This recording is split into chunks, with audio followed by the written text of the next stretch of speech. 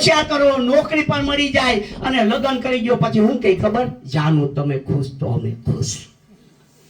પછી મા બાપની લાગણી વધી જાય, મા બાપનો સ્નેહ ભાવ હોયો જાય, મા બાપની મમતા હોઈ જાય, મા બાપનું સમર્પણ હોયો જાય, મા બાપનો ત્યાગ હોયો જાય. પછી મા બાપ કરવા દોડે, મા બાપનો આમ ગમે નહીં વસ્તુ.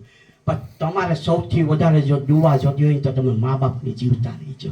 મુસ્લિમ સમાજના લોકો પણ અહીં બેસવા આવતા હતા, ચાંદના હતા ને, એ લોકો વાત કરતા હતા ત્યારે શું કહેતા ખબર રાજેશભાઈ, કે મા અને બાપુ જે છે ને એ જન્નતના દરવાજા છે.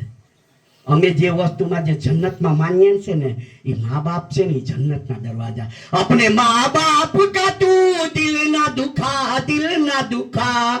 બધા ધર્મનો નિછોડ એક જ ધર્મનો નિછોડ છે.